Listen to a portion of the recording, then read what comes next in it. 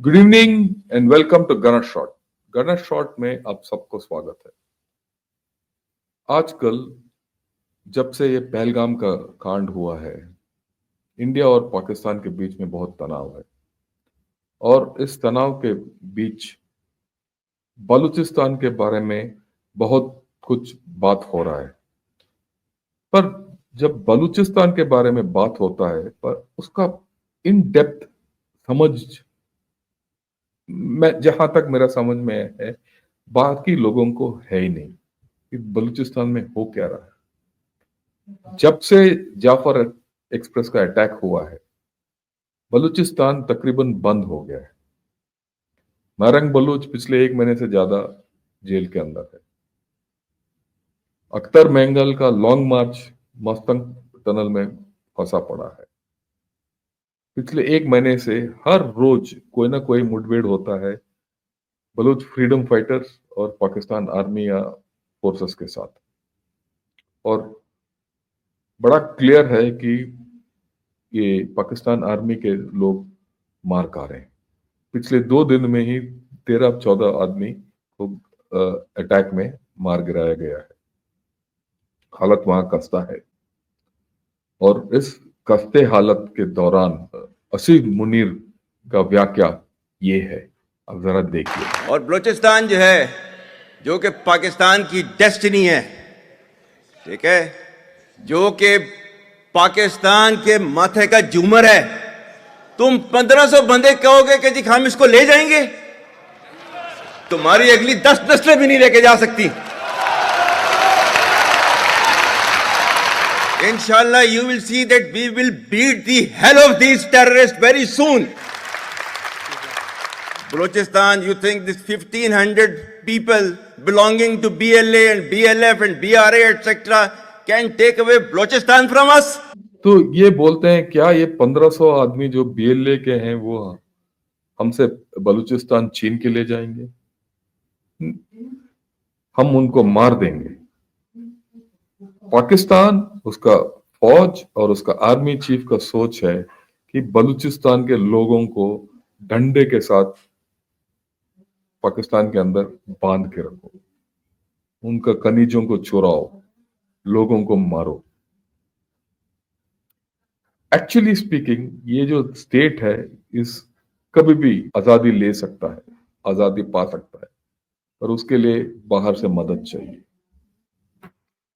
और अगर पाकिस्तान को एक सबक सिखाना है और अगर पाकिस्तान को काबू करना है तो we need to add Balochistan, और because we will get out of proportion results. और उसके लिए इसी चीज को मद्देनजर रखते हुए मैंने 15 दिन पहले एक वीडियो बनाया था और इसमें आप देखोगे हर तरीके से आप इसको अंडरस्टैंड कीजिए, फिर आगे जाके मैं एक वीडियो जारी करूंगा और इसके बारे में चर्चा करेंगे कि इस माहौल में पहलगाम के बाद इंडिया और बलूचिस्तान का क्या ताल्लुकात होगा और इंडिया बलूचिस्तान को कैसे मदद कर सकता है against Pakistan. So let's get to Balochistan. Balochistan में क्या हो रहा है, मैं हर वक्त जिस तरीके से मैं शुरू करता हूं वही मैं बोलूंगा।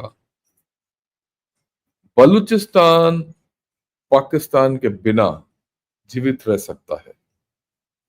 क्या पाकिस्तान बलूचिस्तान के बिना रह सकता है? इसीलिए पाकिस्तान बलूचिस्तान जो है पाकिस्तान का कमजोर दिल है, कभी भी हार्ट फेल हो सकता है।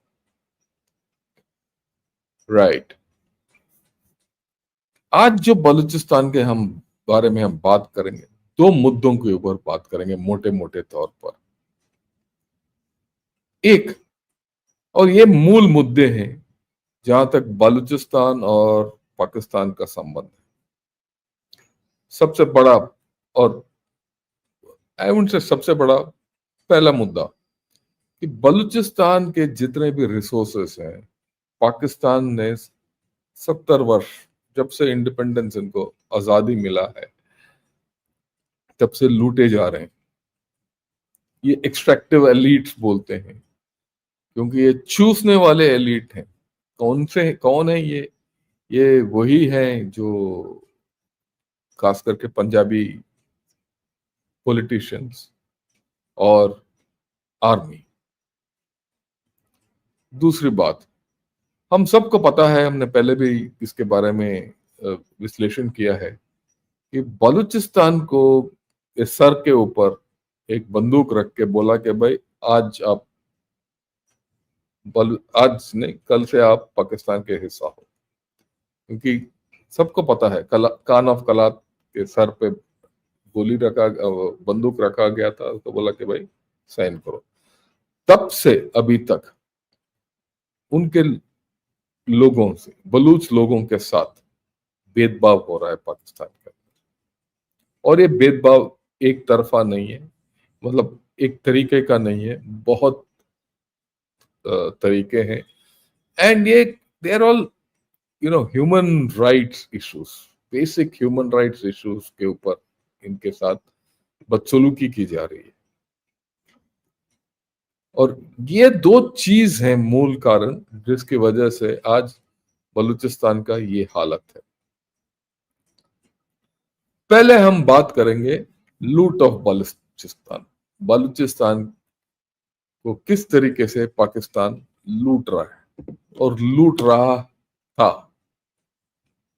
सबसे पहले इसका एक्सप्लॉइट कर रहे हैं इसके रिसोर्सेस। कौन है ये, कौन से रिसोर्सेस हैं, किस तरीके रिसोर्सेस हैं। एक, ये इस इलाके में, चगाई हिल्स के इलाके में पाकिस्तान, यहाँ बहुत मिनरल्स बरामद है, खनिज बरामद है, जिसमें है सोना, तांबा और सब कुछ। और यहाँ दो बड़े माइन हैं, एक है रेकोडिक और दूसरा है सेंदक। इन दोनों को एक्सप्लॉइट कर रहा है पाकिस्तान जब से इनको आजादी मिला है। ये कोई नई चीज नहीं है, पर ये अभी बढ़ने वाला है। और ये ओके, प्रॉब्लम इसमें ये है कि जो भी इनको आमदनी मिलता है, पाकिस्तान के पास वो इन्वेस्टमेंट कैपेसिटी नहीं है जिससे ये खुद एक्सट्रैक्ट करे मिनरल्स और बेचे। तो ये कॉन्ट्रैक्ट में चीनियों को और कनाडा के लोगों को दे देते, कंपनी को दे देते हैं। और ये एक कंपनी है बैरिक, राइट, उनको दे देता है और वो निकालते हैं। और जो भी ये कॉन्ट्रैक्ट में पैसा मिलता है माइन से, 50% से ज्यादा पैसा चाइना को और बैरिक को ले जाते हैं। बाकी 50% पाकिस्तान को मिलता है, जिसमें से सिर्फ 2% बलूचिस्तान को मिलता है। बाकी 48% पाकिस्तान ले जाता है सेंट्रल की टीम में। तो जो भी वहां से निकलता है उसका फायदा बलूचिस्तान को बिल्कुल नहीं होता है, और ना हुआ है, ना आगे भी होगा। दूसरा, सुई में गैस बरामद है और काफी तादाद में बरामद है। अभी से नहीं, पिछले 20-30 साल से बरामद है सुई गैस फील्ड। पर सुई गैस फील्ड से बलूचिस्तान में किसी को गैस नहीं मिलता, बाकी प्रांतों में जाता है। आजकल थोड़ा बहुत इनको मिलने लगा है, पर बलूचिस्तान को वो गैस को सूंघने के लिए भी टाइम नहीं मिला। तीसरा, समुद्र के रिसोर्सेस। ग्वादर, वो कोस्ट, जितना वो मकरान कोस्ट जो बोलते हैं, ये इलाका मकरान कोस्ट है, इसमें समुद्र के रिसोर्सेस काफी हैं, ठीक। और इस समुद्र के आप आफ्टर ऑल उस पूरे कोस्ट के अंदर मछुआरे हैं, फिशिंग विलेजेस हैं, और जो लोग हैं जो समुद्र के ऊपर जीवित हैं।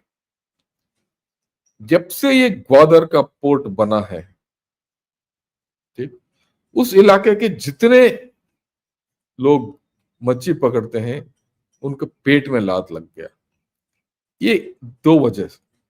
एक तो ये कंस्ट्रक्शन के लिए और क्योंकि वहां चाइना का बेस बन रहा है, तो ग्वादर के लोग वहां जा नहीं सकते और वो वहां से मछुआरे बाहर नहीं जा सकते।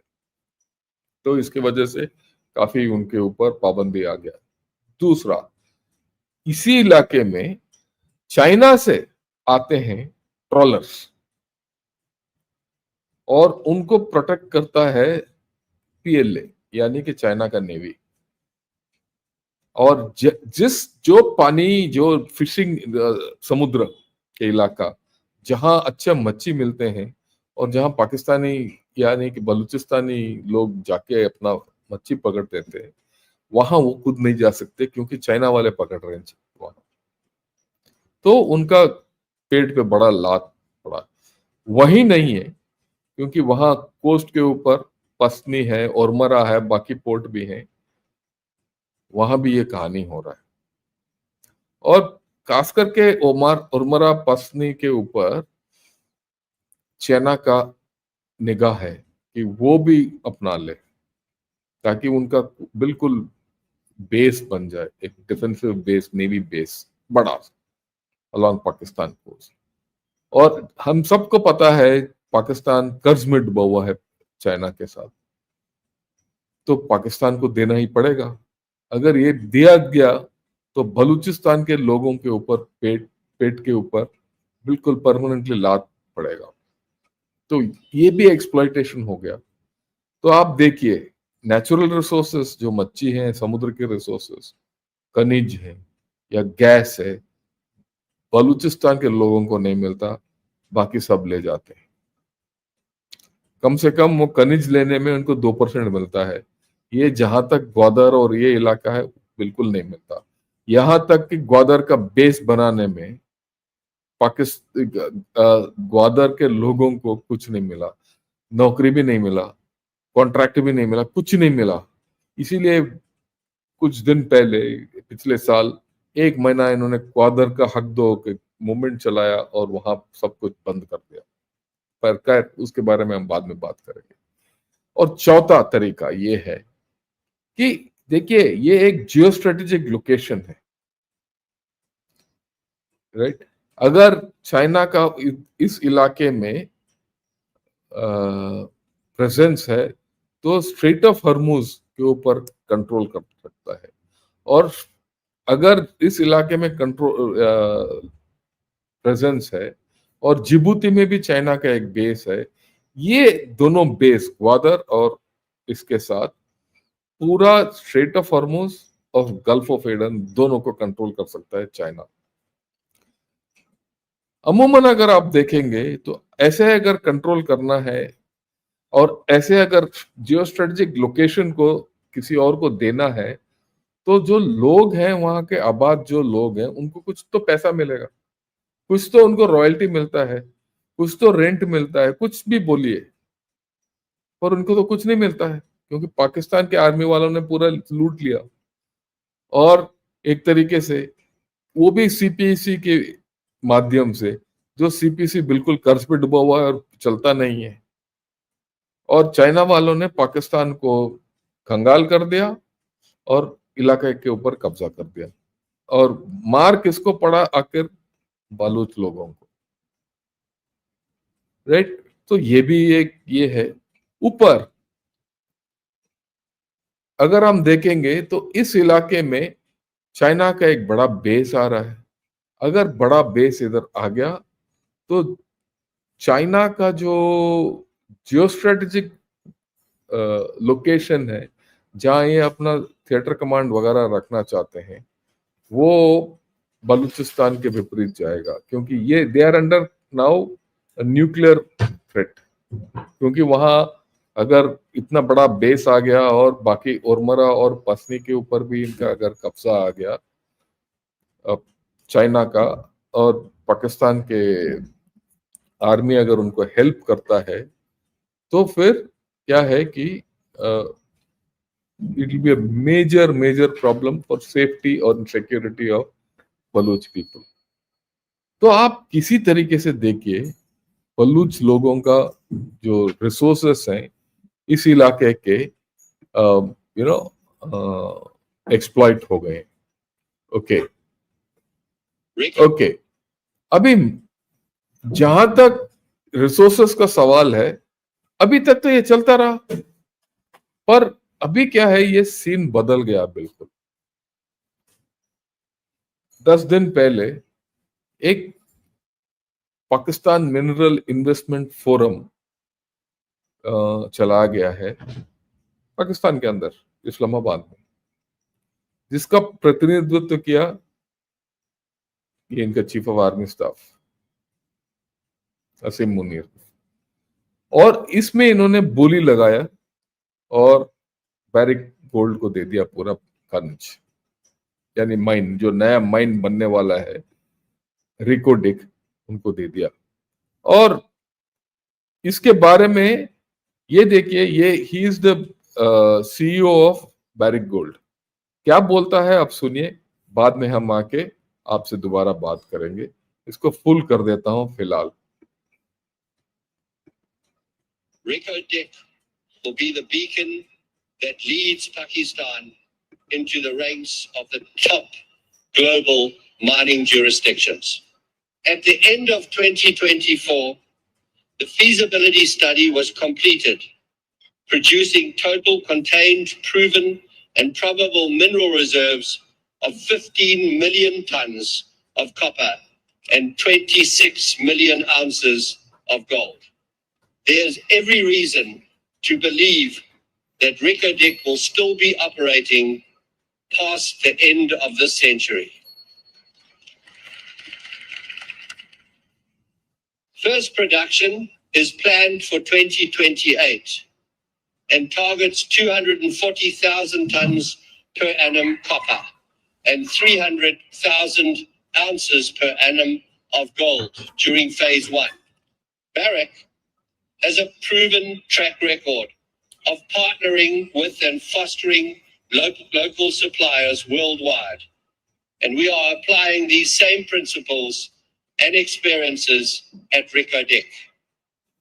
Over the last 2 years, we have awarded contracts valued at millions of dollars to suppliers from the Chagai district. Reko Diq will be a major contributor to Pakistan's economy. कहता है कि Reko Diq will be a major contributor to Pakistan economy, और अगले साल से इसके यहाँ production भी शुरू हो जाएगा। पर क्या यहाँ रुकता है कहानी? नहीं, इसके बारे में दूरदर्शन ने एक अच्छा डॉक्यूमेंट्री निकाला, उसका सारांश आपको अभी दिखाता हूं, क्योंकि स्पष्ट हिंदी में सब कुछ बताया जा रहा है इसमें। देखिए, चलते हैं पाकिस्तान का बलोचिस्तान प्रांत। यहां रहने वाले बलोच और दूसरे नागरिकों की पाकिस्तान से अलग होने की कोशिश ऐसे ही नहीं है। दरअसल यहां पाकिस्तान अपने नागरिकों के साथ दोहरा रवैया अपनाता है। पाकिस्तानी सेना उन पर जुल्म करती है और अब नए घटनाक्रम में पाकिस्तान यहां की खनिजों से भरी जमीन को बेच रहा है। इसके लिए बकायदा पाकिस्तान ने इस्लामाबाद में नीलामी प्रक्रिया भी शुरू कर दी है। आइए आपको एक रिपोर्ट दिखाते हैं। प्राकृतिक संसाधनों से अटा पड़ा बलूचिस्तान, बावजूद इसके विकास के पथ से कोसों दूर, गरीबी, बेरोजगारी, अस्थिरता, अनिश्चितता बरसों से इसकी तकदीर। बलूच इसके लिए पाकिस्तानी सेना पर अपने संसाधनों की खुलेआम लूट का आरोप लगाते हैं। हाल के दिनों में बलूच राष्ट्रवादियों ने अपनी जमीन को बचाने के लिए हमले तेज कर दिए हैं, लेकिन बिगड़ते हालात से निपटने के लिए पाकिस्तान ने अब इस्लामाबाद में बलूचिस्तान के प्राकृतिक संसाधनों की बोली की मंडी लगा दी। 2 दिवसीय पाकिस्तान मिनरल समिट में अमेरिका, चीन समेत 300 से अधिक प्रतिनिधियों ने हिस्सा लिया। प्रधानमंत्री शहबाज शरीफ ने कहा कि खनिजों का निर्यात सिर्फ कच्चे माल के रूप में नहीं, बल्कि उनका प्रसंस्करण भी यही किया जाएगा। वहीं सेना प्रमुख आसिम मुनीर ने निवेशकों को प्रभावी सुरक्षा मुहैया कराने का भरोसा दिया। बलूचिस्तान खनिजों का खजाना माना जाता है। यहाँ स्थित रेको डिक खदान दुनिया की सबसे बड़ी तांबे और सोने की खदानों में से एक है, लेकिन इस क्षेत्र में लंबे समय से अशांति और अलगाववाद की आग चल रही है। हालांकि पाकिस्तान अलगाववादियों पर काफी हद तक काबू पाने का दावा करता है। लेकिन हाल के दिनों में बलूचिस्तान लिबरेशन आर्मी ने पाकिस्तानी सेना और चीनी नागरिकों पर हमले तेज कर दिए हैं। बीएलए चीनी निवेश और परियोजनाओं का खुलकर विरोध करता रहा है। बलूच चीनी वित्त पोषित परियोजनाओं को तुरंत बंद करने की मांग करते रहे हैं। हालांकि जानकारों का मानना है कि सम्मेलन का असली मकसद बलूचिस्तान की खनिज संपदा का दोहन करना है, जिसके लिए उसके पास ना तो पूंजी है और न ही तकनीक। ऐसे में अमेरिका, चीन और सऊदी अरब जैसे देशों को शामिल कर वो निवेश आकर्षित करना चाहता है। सम्मेलन में अमेरिका और चीन को साथ बैठाकर पाकिस्तान बताना चाहता है कि वो किसी एक खेमे में नहीं है। साथ ही दुनिया को ये भी दिखाने की कोशिश की कि बलूचिस्तान जैसे अशांत क्षेत्र को आर्थिक विकास के जरिए स्थिर करने की नीति अपना रहा है। पिछले दिनों बलूचों के दमन पर यूएन ने भी आवाज उठाई थी। देखना दिलचस्प होगा कि बलूच संगठन पाकिस्तान के इस कदम पर क्या प्रतिक्रिया देते हैं। साथ ही इस पर भी निगाहें होंगी कि सम्मेलन में आए प्रतिनिधि पाकिस्तान पर कितना भरोसा कर पाते हैं।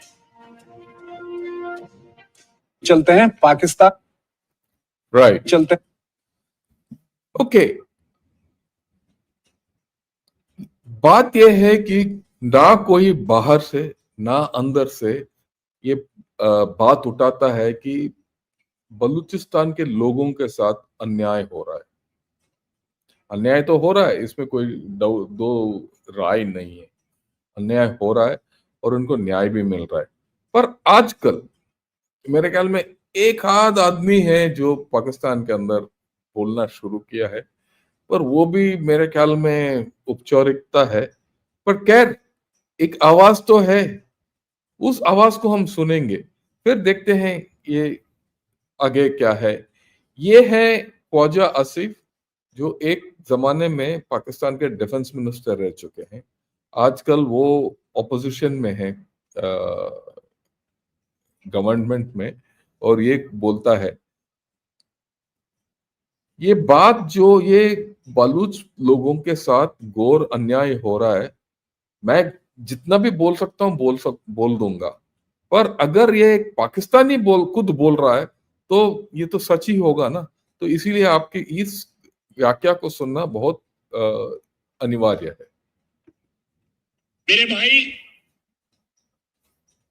जनाब मेंगल साहब की तकरीर में सुन रहा था तो मुझे याद आया कि मशरकी पाकिस्तान के असेंबली के मेंबरान भी यही कहते थे जो आज मेरा भाई अख्तर में वक्त हाथ से निकल जाता है तो फिर हम किसी सकूत के जो है उसकी जस्टिफिकेशनें पेश करते रहते हैं। ये बात सही है, ये रिकोडेक हो गया, संदक हो गया, सुई हो गया, गवादर हो गया, ये हमारे बलोची भाइयों की मलकियत है। सबसे पहले उनका राइट ऑफ प्रीएम्पशन है, उसके ऊपर उनका शुफा बनता है, उसके ऊपर उसके बाद वफाक का और बाकी पाकिस्तान का बनता है। ये कैसा इंसाफ है कि तेरा बुक्की में गैस नहीं है और मेरे घर में गैस जो है सियालकोट में जल रही है, मैं गीजर इस्तेमाल कर रहा हूं उसी गैस के ऊपर।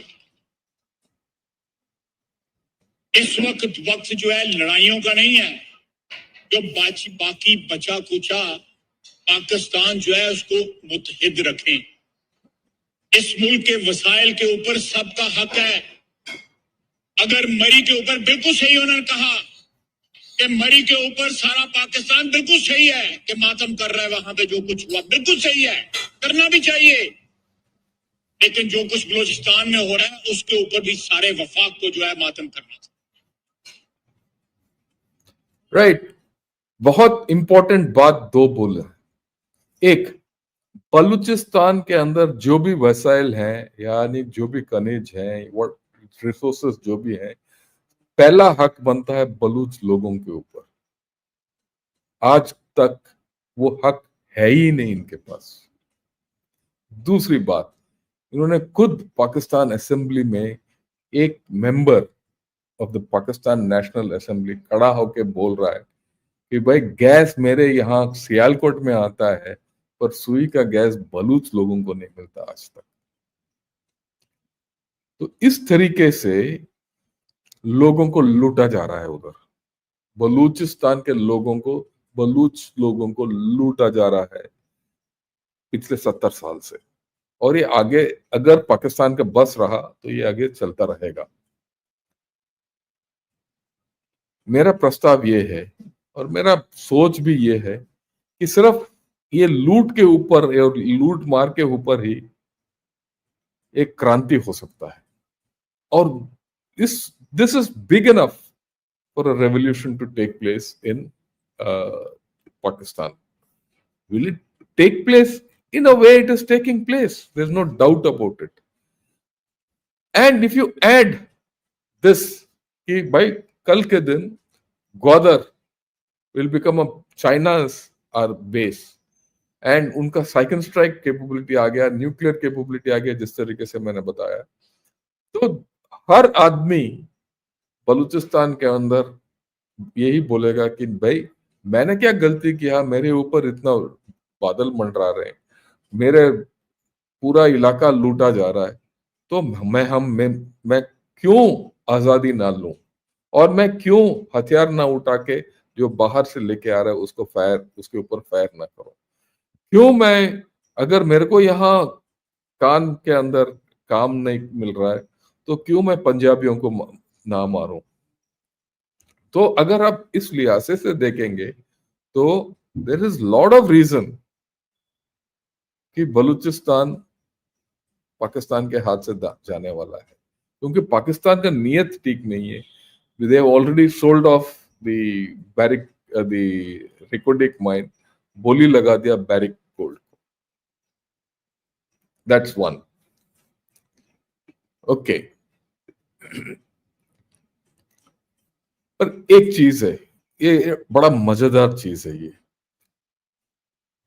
सीपीसी के ऊपर इतना पैसा गवा दिया इन्होंने, इतना लगा दिया, ग्वादर पोर्ट बना दिया, एक्सपोर्ट ये वो वगैरह वगैरह वगैरह, पर यहां से एक्सपोर्ट हुआ क्या आज तक? ठीक है, एक्सपोर्ट हुआ है गधे, क्योंकि वहां चाइना एक डोंकी फार्म लगा रहा है, गधों का फार्म लगा रहा है, और जिससे वहां गधे उत्पन्न होंगे, और ये गधे जो हैं चाइना को एक्सपोर्ट किए हो करेंगे। और ये बड़ा मजेदार, मैंने न्यूज पढ़ा डॉन में 4 दिन पहले, जहां vice president of China donkey industry, China में एक डोंकी गधों का इंडस्ट्री भी है, आज तक मेरे को नहीं पता था कि चाइना के अंदर गधों का इंडस्ट्री है। That Chinese industry should be allowed to establish farms in Gwadar export processing zone. तो ये गधे जो हैं प्रोसेस होंगे, पाकिस्तानी गधे जाएंगे चाइना में और चाइना के गधों के साथ मेल मिलाप करेंगे, जो भी करेंगे राइट। तो ये मैंने ट्वीट भी किया था, तो मैंने सोचा ये बताऊं। तो आप देख सकते हो कि कितना अन्याय हो रहा है बलूच लोगों के साथ, और अगर वो इसी बात के ऊपर वो अपना हथियार उठाएं और पाकिस्तान के स्टेट के विरुद्ध लड़े, तो बिल्कुल it's a fair deal. It becomes even more complicated जब इनका सोशल इंडिकेटर्स देखते हो। इतने साल इन्होंने सब कुछ दे दिया, मान लो इनको डायरेक्ट पैसा नहीं मिला, पर पाकिस्तान के पास जो पैसा मिला है उन क्या है, बलूच लोगों के ऊपर इन्होंने खर्च किया क्या, उनका सोसाइटल इश्यूज को ऊपर बढ़ाया? नहीं। टीवी, पाकिस्तान के टीवी चैनल में आधा मिनट के लिए कवरेज होता है बलूचिस्तान के ऊपर 24 घंटे के अंदर। अगर कोई वारदात ना हो तो बलूचिस्तान का जिक्र ही नहीं होता। बलूचिस्तान का ह्यूमन डेवलप इंडेक्स जो है वो सियरा लियोन के बराबर है, and Sierra Leone human development index जो है is just 181 out of 189 in the world. It is full of extremism and civil war and all that. It's violent ridden. Balochistan is at that level. No HDI. Okay. Poverty is 71% है बलूचिस्तान के अंदर, जब पाकिस्तान के अंदर वो 38% poverty है, almost double. Literacy for woman बिल्कुल down. ठीक है, वुमन मोर्टेलिटी, मैटरनल मोर्टेलिटी यानी बच्चे पैदा होते ही मर जाना, was it's about 700 per lakh in Balochistan, और बाकी पाकिस्तान में कम से कम इसका हाफ है, इट्स अबाउट 300 to 350, वही ज्यादा है, right? In our country it is less than 100. Okay, female doctors नहीं है इधर, लेडी डॉक्टर्स है ही नहीं, और जो है वो बाहर जा नहीं सकते हैं सिक्योरिटी की वजह से, मेल न्यूट्रिशन है, बच्चे स्टंटेड पैदा होते हैं, राइट? अब देखिए, बलूचिस्तान के अंदर 22,000 स्कूल हैं, उसमें सिर्फ 10,000 स्कूल में सॉरी, बलूचिस्तान में 22,000 गांव हैं, और उन गांव कस्बे जो भी बोलो, तो उस 22,000 में सिर्फ 10,000 में स्कूल है, बाकियों में नहीं है। पानी नहीं है, बैंक नहीं है बलूचिस्तान के अंदर, ठीक है? बलूचिस्तान जो है पाकिस्तान का 44% का हिस्सा है, पर रोड जितना है बलूचिस्तान में सिर्फ 14% है, बाकी 84% is in the other, just 50% of Pakistan. Electricity, बिजली का जो उत्पादन नहीं, इस्तेमाल जो होता है, सिर्फ 4% ऑफ पाकिस्तान होता है, इसका मतलब बिजली दिया नहीं जाता। तो अगर आप देख सकते हो, इतना पैसा आता है, उसने बोला है यहाँ का सबसे बड़ा, दुनिया में सबसे बड़ा गोल्ड और तांबे का माइन है, मेनली तांबा, कॉपर, और फिर भी इन लोगों को कुछ नहीं मिलता। तो ये लूट नहीं तो और क्या है?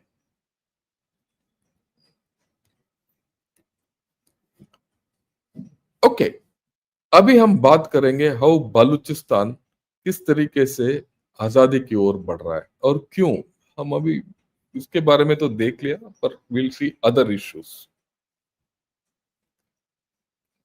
मूल कारण क्या है कि लोग पाकिस्तान के साथ रहना नहीं चाहते, राइट? वो ये है, ऐसा कोई घर नहीं है बलूचिस्तान के अंदर जिसमें कोई ना एक आदमी एनफोर्स डिसअपीयरेंस हो गया या उसका खून हो गया। और यहां तक अगर वहां लाश मिलता है, कतार लग जाता है कि भाई उस लाश को पहचानने, और लोग जाके देखते हैं कि कोई ये मेरा भाई तो नहीं है, पिताजी तो नहीं है, या शोहर नहीं है, जो भी। ये क्या हालत है ये, राइट? तो ये मेरे ख्याल में वो उस स्तर पे आ गया कि लोग पाकिस्तान आर्मी, पंजाब, उन लोगों के साथ घृणा है, हेट। और जब भी मैं किसी से देखता हूं ट्विटर में ये वगैरह वगैरह, वो घृणा बाहर निकल के आता है, राइट? और वहां मारंग बलूच जैसे लोग हैं जो इनको देखिए, इनका पॉपुलैरिटी देखिए, इनका क्राउड देखिए, इनके सामने जो आते हैं, और क्योंकि ये she is taking up causes on human rights issues. सिर्फ एक ही मुद्दा है इसका, ये है कि भाई एनफोर्स डिसअपीयरेंसेस क्यों कर रहे हो? अगर कुछ कर रहे हैं तो लॉ लेके आइए, और इनको दिया नहीं जाता। आप देखिए ये किस तरीके से बोलती है,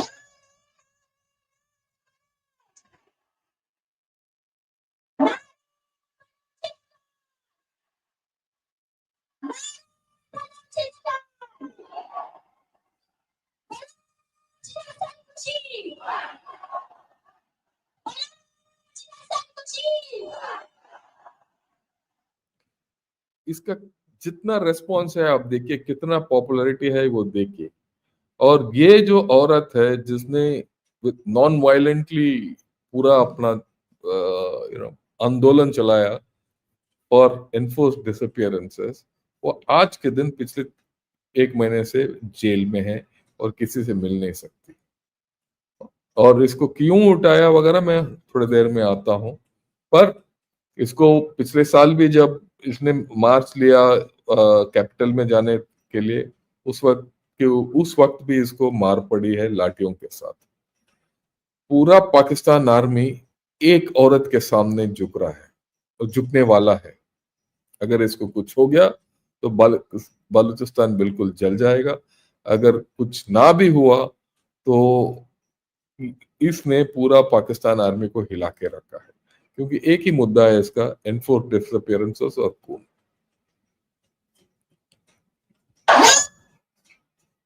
दूसरी बात, हम सबको पता है कि पिछले महीने ये जाफर अटैक एक्सप्रेस अटैक हुआ है, पर ये जो अटैक है ये इट्स नॉट वन ऑफ। ये एक सेंसेशनल अटैक था, बहुत सोफिस्टिकेटेड अटैक था, बट ये सदियों का गुस्सा है इसके अंदर। क्यों? लोग जो बलूच लिबरेशन आर्मी हुआ या बलूच नेशनल आर्मी जो भी है, उनका फ्रीडम फाइटर्स हैं आजकल। मैं ये भी नहीं बोलूंगा अभी रेबल्स हैं, ये तो फ्रीडम फाइटर्स हैं। ये फ्रीडम, वो अपना फ्रीडम मांग रहे हैं, हक मांग रहे हैं। वो जो है लड़के हैं, नॉर्मल ग्रेजुएट्स हैं, पढ़े लिखे हैं। उनको ये जहन में ये हो गया कि भाई हम पढ़े लिखे तो हैं, पर एक दिन हमें उठाया जाएगा और हमें मार दिया जाएगा, हमें टॉर्चर किया जाएगा। अगर यही हमारा फ्यूचर है, हम क्यों ना जाके अपना तकदीर अपने हाथों में ना लें। और इसलिए हम will go with armed rebellion. They have picked up arms and gone. So this is the second part, ये दूसरा हिस्सा है, राइट, ऑफ दिस।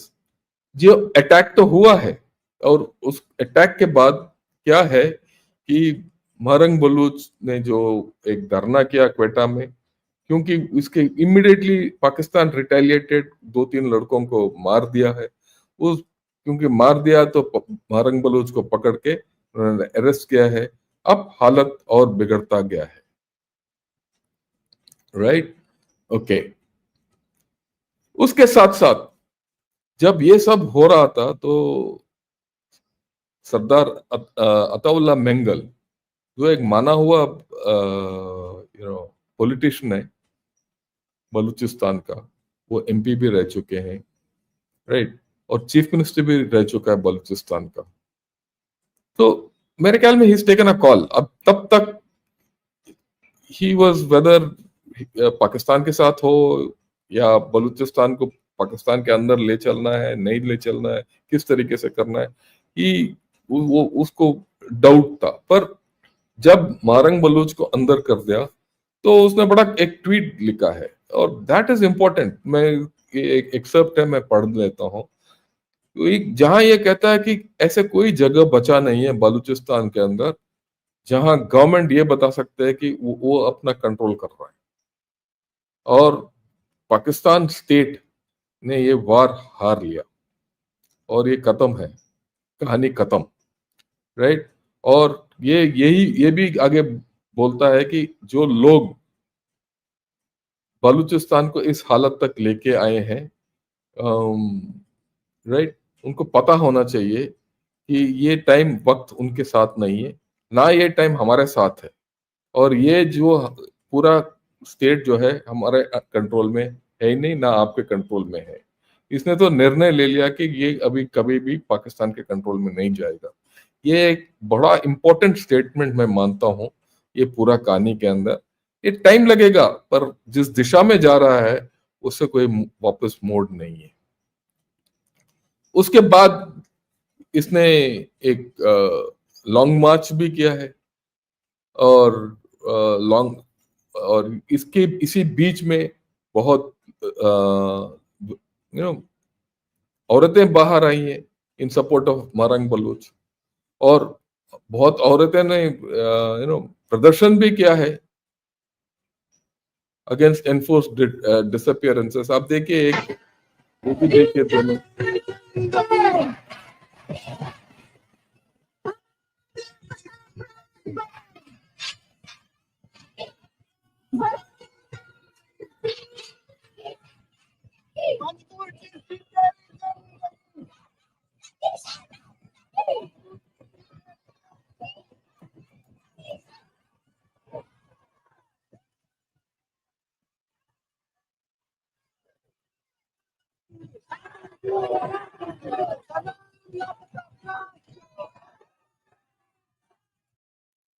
आप खुद सोच सकते हो कि अगर ऐसे एक प्रदर्शन में कहीं भी सिर्फ औरतें हैं आगे, तो वहां का हालत क्या होगा।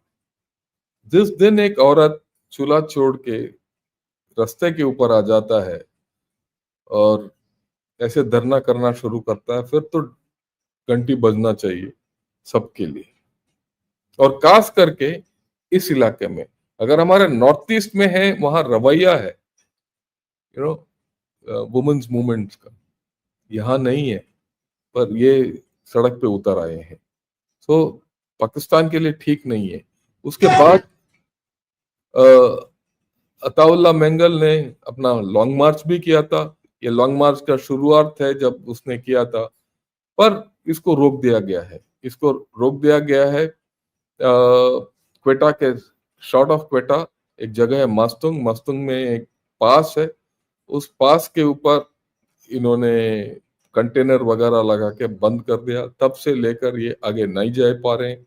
इसके लाइफ के ऊपर भी अटैक हुआ है, पर वो नाकामयाब रहा and it's in a bad shape.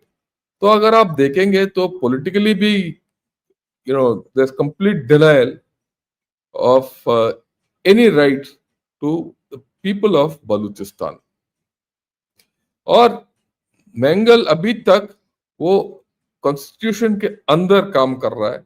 वो सिर्फ मैरंग बलूच और बाकी लेडीज का रिहाई मांग रहा है, उसको नहीं दी जा रही है, राइट। किसी को नहीं दी जा रही है, राइट। ओके, तो अगर आप देखेंगे तो 4 हिस्से हैं ये जो मूवमेंट है बलूचिस्तान में, जो भी आप बोलोगे।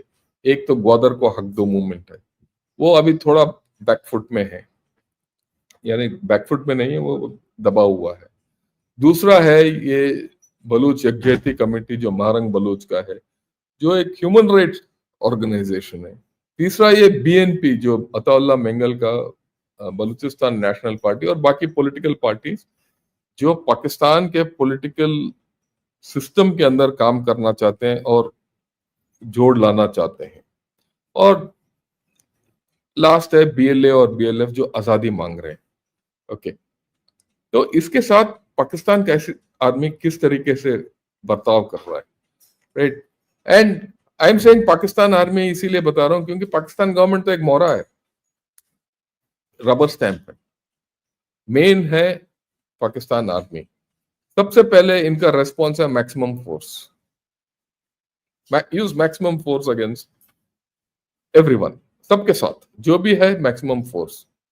ओके, दूसरा है इन्होंने पूरा चाइना को मदद किया है, एडेड एंड अबेटेड चाइना। जो भी चाइना करना चाहता है या as far as minerals are concern और ग्वादर जो भी है, राइट, कंप्लीटली बेच दिया इन्होंने पाकिस्तान आर्मी ने।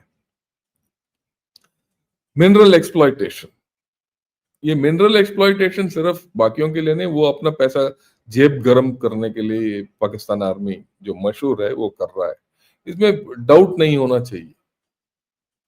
वो आपने देखा पाकिस्तान मिनरल फोरम में सबसे पहले फोटो दिखाया जाता है किसका, असीम मुनीर का। तो शहबाज शरीफ तो वहां जाता है वो बस बैठने के लिए। ओके, और असीम मुनीर ने क्या है कि एक सिलसिला शुरू किया है, hard state, Pakistan should be a hard state. उसके बारे में भी पहले मैंने एक वीडियो किया था, विद नो पॉलिटिकल आउटरीच। ठीक है, कोई समझौता नहीं है राजनीतिक, सिर्फ लोगों को उठाओ, हिंसा, स्टेट स्पॉन्सर्ड टेररिज्म जो हम बोलते रहते हैं। Pakistan is doing state sponsored terrorism against its own people in Balochistan. No, make no mistake about it.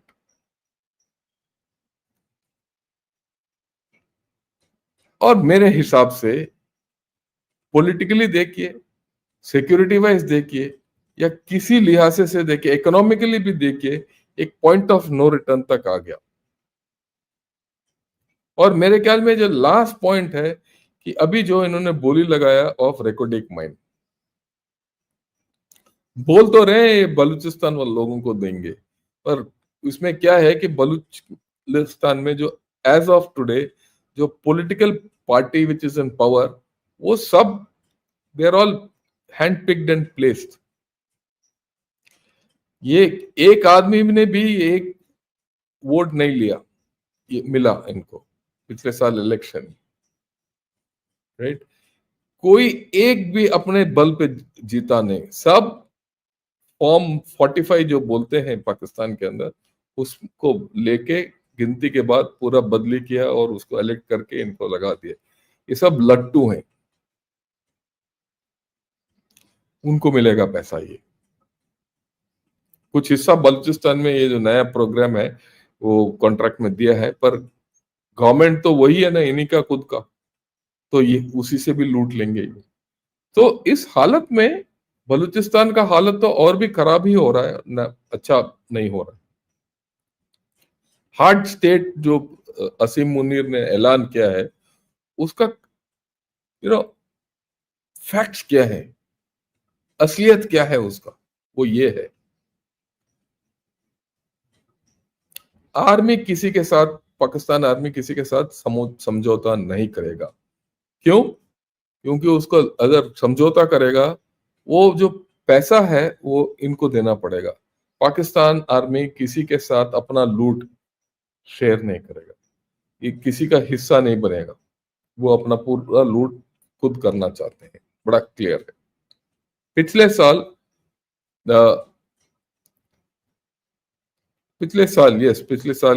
मेरे ख्याल में जून जुलाई अगस्त के दौरान एक कॉन्स्टिट्यूशनल अमेंडमेंट हुआ था, और एक कॉन्स्टिट्यूशनल अमेंडमेंट के बाद ये हुआ कि जितना जुडिशियरी है, जजेस हैं, वो अंडर द गवर्नमेंट हो गए। और अंडर द गवर्नमेंट का मतलब अंडर द आर्मी, खास करके कॉन्स्टिट्यूशनल बेंच। इसका मतलब क्या है कि पूरा कॉन्स्टिट्यूशन को उन्होंने बदली करके कॉन्स्टिट्यूशन को ताला लगा दिया। तो कॉन्स्टिट्यूशनली बलूचिस्तान को, वो जो सब लोग सोच रहे थे कि यार ये जो भी कर रहा है सिर्फ पाकिस्तान के पावर के लिए कर रहा है, अब वो असलियत बाहर निकल आ रहा है कि Balochistan will be denied of its constitutional rights. अगर बलूचिस्तान से कोई भी केस भी डाले against it as per constitution, क्योंकि बलूचिस्तान अभी पाकिस्तान के जजेस जितने भी हैं कॉन्स्टिट्यूशनल बेंच के हैं, वो they are under the thumb of the army. Okay, कोई ये नहीं होगा। सो लॉ लीगली इनका, सारे बलूच लोगों का with in the Pakistan constitution रास्ते बंद हो गए। ओके, अभी जो हालत हुआ है after the Jaffar attack express, इससे पहले भी वगैरह वगैरह, ऑफिशियली बलूचिस्तान के अंदर रात को ट्रैवल नहीं होता, कोई जाता नहीं है रोडों के ऊपर, यहां तक पाकिस्तान आर्मी भी नहीं जाती। पिछले हफ्ते से पूरा बलूचिस्तान के अंदर रात में ट्रेन भी नहीं चलते।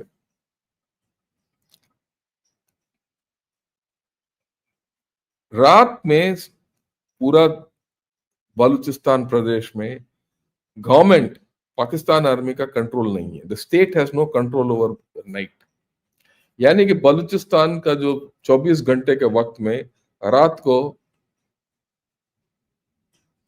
ये लिबरेटेड जोन है। ये दिन के वक्त कुछ कंट्रोल है, रात को इट कंट्रोल, ये फ्रीडम फाइटर है ना, आजादी जो उनका कंट्रोल में है।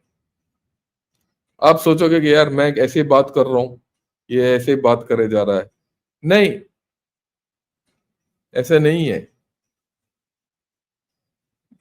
दूसरी बात यह है, इसका मैं प्रमाण दूंगा कुछ देर के बाद। दूसरी बात यह है कि वहां बिल्कुल मीडिया ब्लैकआउट है, कुछ भी हो रहा है बलूचिस्तान के अंदर वो बाहर नहीं निकल रहा है आज के दिन।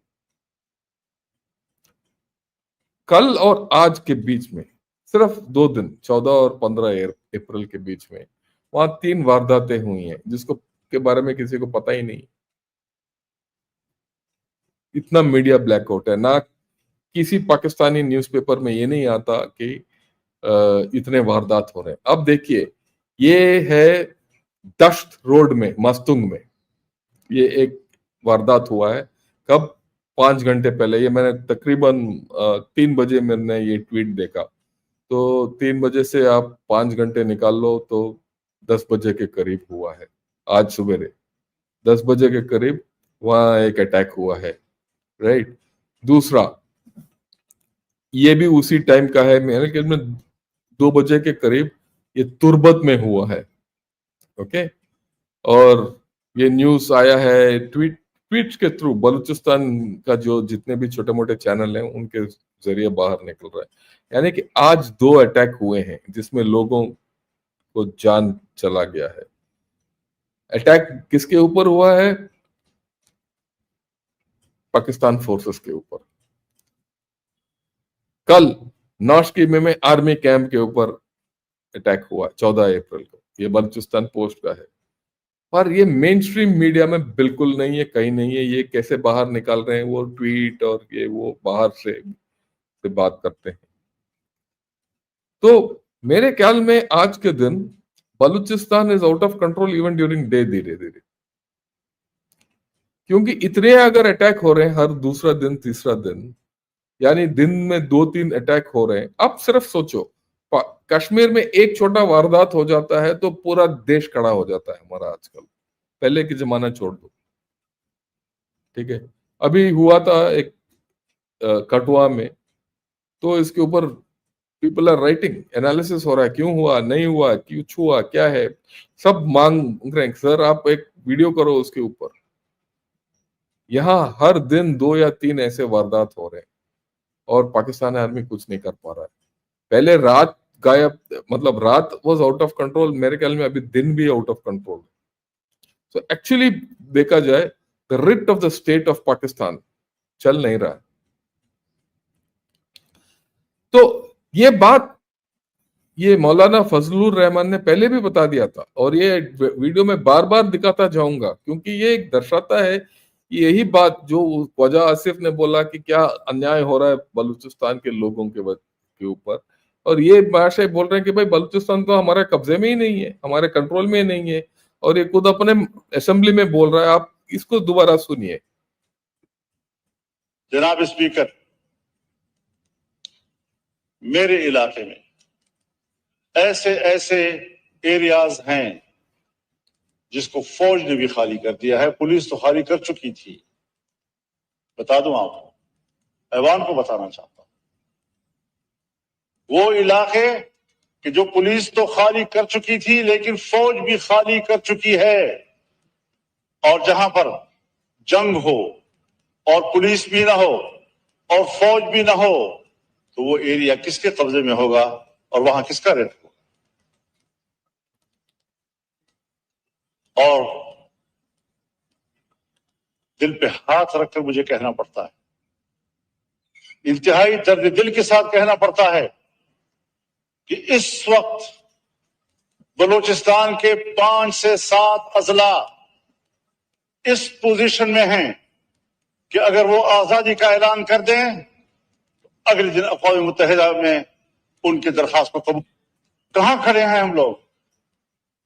मेरे तो ये था 3-4 महीने पहले की बात है, ये व्याख्या जिसने बताया। तब से अभी तक हालत और खराब हो गया उधर, और आज के दिन Pakistan has literally no control over Balochistan.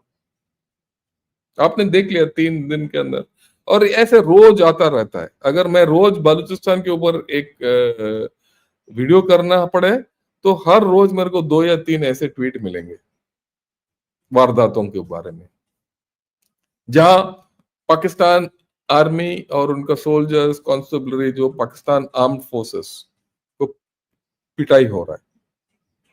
लोग हर रोज वो लोग गवा रहे, मौत हो रहा है उनका। दुख भरी चीज है, क्योंकि पाकिस्तान के आर्मी ने इनको बलि का बकरा बना दिया। पाकिस्तान आर्मी खुद जाता नहीं। यहां तक control of Pakistan army is now restricted only to some townships. मेरे ख्याल में the rest of Balochistan is not under the control of Pakistan army at all.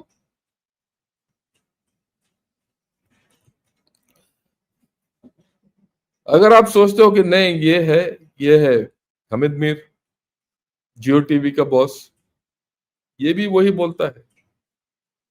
आप किस तरीके से भी देख लो, people have lost control, Pakistan has lost control over Balochistan, right? मंडी में जो बैठे हुए हैं पॉलिसी मेकर्स, ये चले मेरे साथ, इनको मैं लेके चलता हूँ। ये अटक का पुल क्रॉस करें, खैबर पख्तूनख्वा में पन्नू टीआई खान में असर के बाद जाकर दिखाएं मुझे किसी सड़क पे। चैलेंज है मेरा, असर के बाद, मगरिब के बाद नहीं, असर के बाद किसी सड़क पे निकल के दिखाएं मुझे। और ये पुलिस के साथ भी नहीं जा सकते। ये जितने भी बड़े बड़े पॉलिसी मेकर्स है ना, अपने आप को बड़े फने खान समझते हैं, ये चले मेरे साथ बलूचिस्तान में, और जो हब से जो खुशदार को सड़क जाती है वहां पे मुझे ये मगरिब के बाद चल के दिखाएं वहां पे, और किसी पेट्रोल पंप पे खड़े होकर चाय पी के दिखाएं मुझे। और ये जो हमारे बड़े बड़े वुजरा साहबान है ना, जो कहते हैं, तो आज का दिन कोई एक आदमी वो पेट्रोल पंप में चाय भी नहीं पी सकता अगर आप गवर्नमेंट के हो तो। ये हालत है बलूचिस्तान के अंदर, और हामिद मीर खुद बता रहा है, राइट? और रात का कंट्रोल ये देखिए, ये भी पहले भी मैंने बता चुका हूं, ये एक बलूचिस्तान का मेंबर ऑफ नेशनल असेंबली है पाकिस्तान के अंदर, ये बोल रहा है कि भाई रात को मैं जा सकता हूँ। मेरी भाई, अभी मैं पता है डर के बारे में भाग के इधर से गया हूँ, कल आज पूरा को मैंने फुलवारी इधर भाग के गया हूँ, जहाज में वापस आया, और वो भी अपने दिल लगा। देखो हमेशा बशीर देव का होता है, हमारे एनफोर्समेंट एजेंसीज का नहीं होता। एफसी की होती है, नेवी की इतनी कैपेसिटी नहीं है। बशीर देव बलोच में कहूंगा मेरे भाई, अभी मैं पता है डर के बारे में कमांडर भेज किसी बोलते बंदूक नहीं चाहिए हमारे पास, तो बंदूक नहीं उठाएंगे, मैं गुंजाइश नहीं, बंदूक आप बंदूक उठवा भी नहीं सकते जबरदस्ती। लास्ट वाला इसका क्वेश्चन जो पूछा जाता है उसका सवाल भी देखिए। हो जाएगा, लेकिन आजकल गवर्नमेंट बशीर देव साहब की, डॉक्टर अल्लाह साहब की, हमें उसके दरबार कभी हम उसके साथ खाते चढ़े तो मुझे झूठे गोली मार दीजिएगा। जैसे मुझे आइडेंटिफाई जफरुल्लाह देवी मुझे गोली मारे, इससे बेहतर है कि मैं रजिस्ट करूं, मैं अपने बच्चे को बलोच को गोली मारो, उधर से मुझे मारा, सबसे पहले मुझे गोली मार दीजिए, मेरा बंदूक नहीं छीनिए। सर कितने फीसद इलाके जो है वो इस वक्त हुकूमत की आपके सामने भाई, आपके सामने भाई। अब रात को चलो ना, किसी वजीर को बोलो घूमे, मैं खुद घूमने। ये क्या बोल रहा है? आप चलो ना मेरे साथ, किसी वजीर को बोलो रात को घूमे, नहीं घूम सकता। ये हालत है।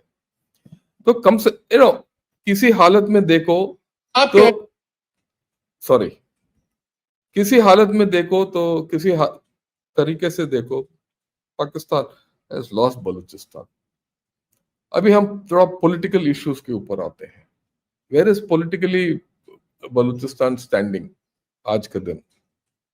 बट इसके लिए थोड़ा हमें पीछे हटना पड़ेगा, एक कदम पीछे लेना पड़ेगा। ये ट्वीट है आरिफ अजिया का 2020 का, 4 साल पहले का, राइट? जिसमें अताउल्लाह मेंगल जो बोलता है कि भाई ये कब इंडिपेंडेंट स्टेट था, और ये खुद क्या बोल रहे हैं ये आप सुनिए। आप कह रहे हैं कि आप ऐसे मजबूरी रियासत के जोग्राफिया को तस्लीम करते हैं और सुबह मजबूर हैं। किस बात का जबर है और किस जोग्राफिया पर एतराज है आपको? देखिए, बदकिस्मती ये रही है कि हम उस तारीख को जुटलाना चाहते हैं जो हकाइक पर मबनी है। इससे कोई इनकार नहीं कर सकता कि बलूचिस्तान के लोगों को पाकिस्तान में जो शमूलियत की गई थी वो उनकी मर्जी से नहीं थी। आपके जो 2 ऐवान थे, आज कोई शायद उसको माने ना माने, लेकिन ये हकीकत है, हमें तारीख में नहीं पढ़ाया जाता। 2 ऐवान थे जो आपके, ऐवान बाला और ऐवान नज़ीर, जिसकी हम आज डेमोक्रेसी की बात करते हैं या डेमोक्रेटिक इंस्टीट्यूशन की बात करते हैं। हमारे यहाँ भी तो वो डेमोक्रेटिक इंस्टीट्यूशन थे। उसमें जब ये रेजोल्यूशन लाया गया तो उसको मानने से इनकार किया गया, और वो रेजोल्यूशन को रिजेक्ट किया गया कि जी हम पाकिस्तान में शमूलियत शामिल नहीं होना चाहते। तो बजौर शमशीर क्या उसको शामिल नहीं किया गया? उस वक्त पाकिस्तान, बलूचिस्तान को पाकिस्तान में खान ऑफ कल्लात को और उसके साथियों को गिरफ्तार करके पाबंद सलासल नहीं किया गया था। तो उस मजबूरी के तहत आपने गन पॉइंट पे उसको कहा जी साइन कर ले, तो उसने साइन कर लिया। ये एक हकायक है। तो गन पॉइंट पे बोल दिया कि भाई साइन करो, तो उसको साइन करना पड़ा। ये बात अभी अताउल्ला मेंगल टेल्स 2020 में, व्याख्या हुआ 1947 में। तो ये फीलिंग कभी बाहर नहीं गया लोग, राइट? सो ये डिप्राइव्ड स्टेट पॉलिटिकली भी है from all parts of this thing. तो ठीक है, चलो ये तो अभी सब बोल सकते हैं कि भाई ये धरना कर रहा है, ये है वो, ये बिल्ली जैसा है नो, ऑन दीवार के ऊपर बिल्ली जैसा, ना इधर कूदता है ना वो उधर कूदता है, सब कुछ बात करता है। इसके ऊपर बहुत उंगली उठाया गया है, इनको छोड़ दीजिए। आप जरा इनका पिताजी के बारे में बात करते हैं। Will go back in time. इसका पिताजी भी माने हुए पॉलिटिशियन थे और सरदार थे बलूचिस्तान। आपके ये देखिए, ये है राइट इनके पिताजी। तो इनके बारे में ये ही वाज अ माना हुआ आदमी था बलूचिस्तान के अंदर। Nawaz Sharif also had a high opinion of him. तो उनके वो क्या कहते हैं आप सुनिए। यहाँ कभी भी आपने देखा कि फौज ने अपने आप ये गुस्से में आकर लोगों को उठा लिया और फिर उसके मसूदा लाशें फेंकी? कतल नहीं, एक भी वाक़या आप हमें नहीं बता सकते। क्यों? ये फौज पंजाबी के लिए बुरा मानती। मियाँ साहब मुझे माफ करें, पंजाबी के लिए ये बुरा मानती है। ये पंजाब की फौज है, ये पाकिस्तान की फौज नहीं, या फिर मैं पाकिस्तान का हिस्सा नहीं। मुझे पाकिस्तानी वो नहीं समझते। अगर नहीं समझते हैं, मुझे इस पे कोई एतराज नहीं है। उन्होंने खुद ये फैसला मेरे लिए किया है। इतना बता दूं कि इस सारे धंधे ने बलूचिस्तान को पॉइंट ऑफ नो रिटर्न तक पहुंचा दिया है।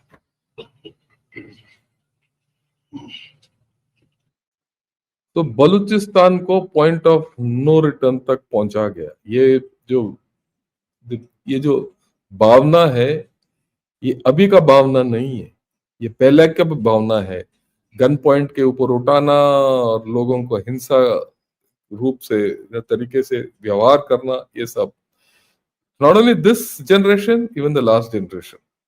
और इसके तहत आज के दिन अगर आप देख रहे हो तो नवाज शरीफ कोशिश कर रहा है कि एक पॉलिटिकल सॉल्यूशन किसी तरीके से जोड़ दें। बट बात यह है कि कोई इसकी बात नहीं मान रहा है, क्योंकि politically is no more relevant, right? तो अब यही नहीं है कि सिर्फ बलूचिस्तान में ही प्रॉब्लम है पाकिस्तान को। मैंने पहले भी बात किया आप लोगों के साथ कि बलूचिस्तान एक प्रॉब्लम है पाकिस्तान में, केपी भी प्रॉब्लम है, खैबर पख्तूनख्वा, उसके अलावा पानी का किल्लत है। पानी का किल्लत और बड़ा मसला है पाकिस्तान के अंदर।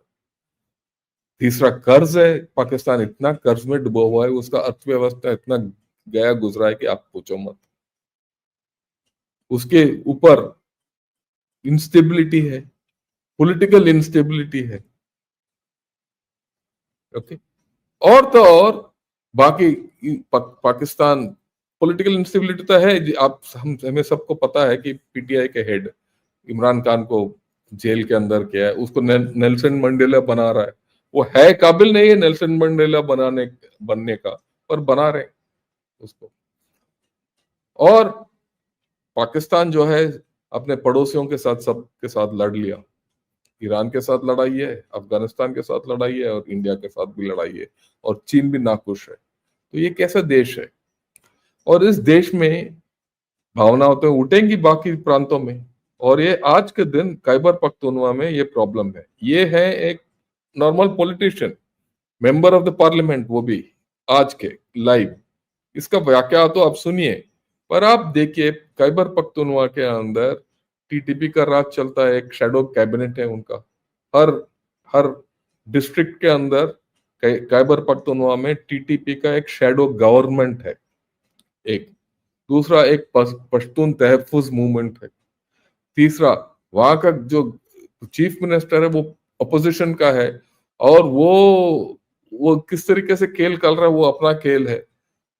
चौथा उसके अलावा आईएसआई और उसके कुछ टेररिस्ट ऑर्गेनाइजेशन जहाँ ये रिहैश हो रहा है, वहां तो बिल्कुल लॉ एंड ऑर्डर तो गया है वो। और ये नौबत आ गया, ये आप खुद सुनिए, ये भी कहता है कि कल के दिन केपी के अंदर, खैबर पख्तूनख्वा के अंदर आजादी का नारा उठने वाला है।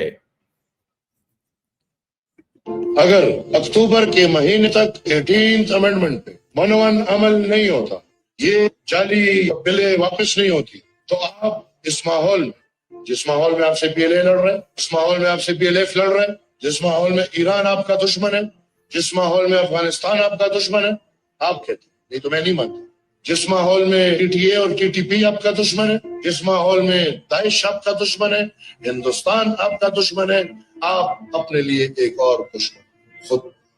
अगर हमारे मसले अक्टूबर तक हमारे ख्यालात नहीं मिलते तो नवंबर से हमारा तहरीक एक और कदम बढ़ेगा और उसका इंशाल्लाह बुनियादी नारा होगा कि या हमें हक दो या हमें आजादी। पाकिस्तान की खातिर हम बड़ी कुर्बानियां दे चुके, पाकिस्तान की खातिर हम बड़ी चीजों पे आगे बढ़ चुके, लेकिन अगर वही पाकिस्तान मेरे कौम के बच्चे का नवाला लेकर जाता है, मेरे कौम के बच्चे का कपड़ा लेकर जाता है, मेरे बच्चे को नंगा छोड़ता है, भूखा छोड़ता है, वीरान जगह में छोड़ता है, तो फिर ऐसे पाकिस्तान को मेरे ख्याल में हमें इससे बगावत बेहतर है। सोच ले, इंशाल्लाह आज हमारे मशावरती इजलास में ये सब फैसले हो गए हैं, अब इस पे इंशाल्लाह अमल शुरू है।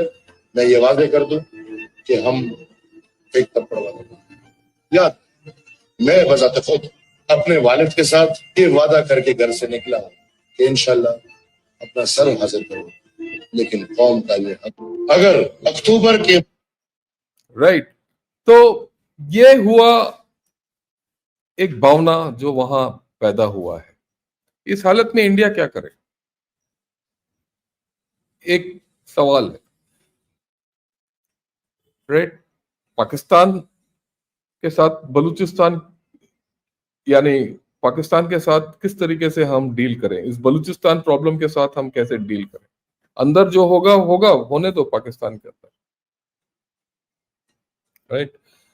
और मेरे ख्याल में हमें सीखना चाहिए जो मुशर्रफ बोलना मुशर्रफ का सोच। हर वक्त मैं बोलता रहता हूं कि we should give moral support to Balochistan the way moral support was given by Musharraf to Kashmiris। और इसका एक्चुअल असलियत और इसका एक्चुअल बोली सुनिए, और फिर मैं सवाल यही पूछूंगा हमारे गवर्नमेंट से और किसी से भी कि भाई why should we not behave like what Pakistan did to us। Militancy हमने पाकिस्तान के हक में यहाँ इंट्रोड्यूस की सोवियट्स को निकालने के लिए। ठीक है, हम मुजाहिदीन लाए पूरी दुनिया से, हमने तालिबान को ट्रेन किया, उन्हें वेपन्स दिए, उनको अंदर भेजा, वो हमारे हीरो थे। ठीक है, ये जो हक्कानी है हीरो है हमारा जी, ठीक है, टीज का हीरो है, बिल्कुल। ओसामा बिन लादेन हमारा हीरो था, CIA का भी था शायद। यस, ये ज़वाहिरी हमारा हीरो था। तो माहौल अलग था, अब माहौल तब्दील हो गया, अब वो हीरो जो है वो विलेन बन गए। ठीक है, अब आप 90s को लें, कश्मीर की, अब आप क्योंकि हाफिज सईद वगैरह की बात कर रहे हैं, देखिए वहां एक फ्रीडम स्ट्रगल स्टार्ट हुई कश्मीर में, 1990 में शुरू हुई। वो उनको मारा गया बुरी तरह से, इंडियन आर्मी ने मारा, वो भागकर पाकिस्तान आ गए। अब पाकिस्तान में फिर उनको हीरो रिसेप्शन दी गई, उनकी बिल्कुल ट्रेनिंग भी होती थी और हम उनके सपोर्ट में थे कि ये मुजाहिदीन हैं जो इंडियन आर्मी से लड़ेंगे अपने हकूक के लिए। यहाँ फिर ये लश्कर तैयबा वगैरह बनी, बहुत सी 10-12 और भी बनी, वो हमारे हीरो थे जी। मिलिटेंसी हमने पाकिस्तान के हक में यहाँ इंट्रोड्यूस की सोवियट्स को निकालने। तो हीरो थे, इन्होंने पूरा दुनिया से जितने भी टेररिस्ट लेके आए और इनको ट्रेन किया, सब कुछ करके इनको सबको हीरो बनाया, राइट, हीरो बनाया गया है। तो हम क्यों ना करें, ये सवाल है पूरा हम सबके लिए खुद का। ओके, नाउ लास्ट में यही बोलूंगा कि आपने देख लिया है और पिछले 1 घंटे से आप सुन रहे हो आज का हालत क्या है और लेटेस्ट क्यों मैंने शुरू किया, ये शुरुआत में है क्योंकि ये अभी दोबारा बलूच के जितने मिनरल्स को बेच रहे हैं और पाकिस्तान को बिल्कुल कंट्रोल भी नहीं है और ये हालत बिगड़ता जा रहा है, राइट। और मैंने ये भी शुरू किया था कि क्या can Balochistan can survive without Pakistan, can Pakistan survive without Balochistan, right. ये सवाल मैंने पहले से शुरू किया, पर लास्ट में मैं ये एक और सवाल पूछूंगा, वो ये है कि can Pakistan hold on to Balochistan, क्या ये अपना पकड़ में रख सकता है? मेरे ख्याल में नहीं, ये सिर्फ वक्त की बात है। अगर बलूच लोगों को कुछ मदद मिल गया बाकियों से, राइट, फिर तो इनका मेरे ख्याल में पाकिस्तान को टूटना होगा। अगर पाकिस्तान नहीं टूटना चाहता है तो इनके साथ they have to start dealing completely different. क्या ये पाकिस्तान आर्मी ये कर सकता है? क्या उनके खून में है कि भाई पॉलिटिकल समझौता करे? मेरे ख्याल में नहीं।